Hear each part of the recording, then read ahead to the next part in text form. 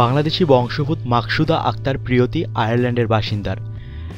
এমনকি তিনি সেখানকার একজন মডেল ও চলচ্চিত্র অভিনেত্রী।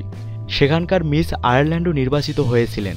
সম্প্রতি অনুষ্ঠিত নিউজিল্যান্ড বনাম বাংলাদেশের ক্রিকেট ম্যাচে তিনি আয়ারল্যান্ডের মাঠের গ্যালারিতে বসে খেলা দেখেন। সেখানকার বাংলাদেশি ক্রিকেট দর্শকদের আচরণে বাংলাদেশের ভাবমূর্তি ক্ষুণ্ণ হয়েছে বলে তিনি মনে করেন।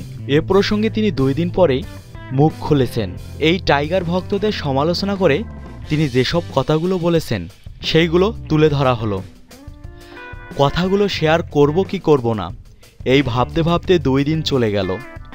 শেষ মুহূর্তে যখন ভাবলাম যে এটি দেশের ভাবমূর্তি নষ্ট করে, তার জন্য সমালোচনা হলেও মুখ খোলা উচিত। সবাই জানেন আয়ারল্যান্ডে বাংলাদেশ বনাম নিউজিল্যান্ডের শেষ ক্রিকেট ম্যাচটি অনুষ্ঠিত হয় ডাবলিনের ক্লোনটার্ফ ক্রিকেট ক্লাবে। মাঠের আশেপাশে জায়গা একেবারে কম থাকায় টেম্পোরারি গ্যালারি স্থাপন করতে পারিনি। সুতরাং ক্রিকেট প্রেমীদের মাঠের ব্যারিকেডের পাশে দাঁড়িয়েই খেলা দেখতে হয়েছে সারাদিন। এদিকে আমি সহ কয়েকজন অতিথি এবং ক্রিকেট অফিসিয়ালদের এই ক্লাবে দোতলায় একটি জায়গা বরাদ্দ করে রেখেছিলেন ক্রিকেট ম্যাচ আয়োজক কর্তৃপক্ষ, আর নিচে ছিলেন সব খেলোয়াড় এবং প্রেস। অতিথিদের মধ্যে ছিলেন খেলার স্পন্সর অফিসিয়ালস এবং নিউজিল্যান্ড খেলোয়াড়দের বউ এবং মা বাবা অর্থাৎ পরিবার।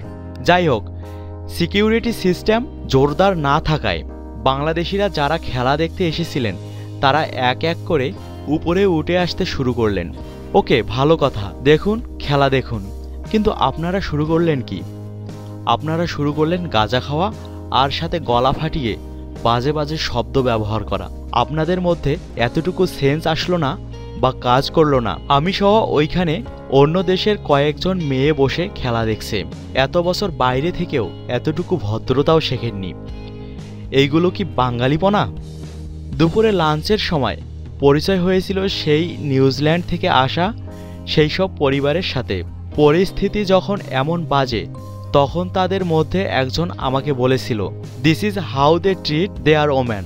আমি সত্যি ওই জায়গাটায় বাংলাদেশি সাপোর্টার হয়ে দাঁড়িয়ে থাকতে পারিনি লজ্জায়। দুঃখের সাথে বলেছি, আমরা পৃথিবীর যে কোনো প্রান্তেই যাই না কেন, সভ্য হতে এখনও অনেক দেরি। ক্ষমা করবেন। আপনাদের মনে রাখা জরুরি যে বাংলাদেশের প্রতিনিধিত্ব করছেন আপনারা সবাই, প্রতিটি বাংলাদেশি মানুষ।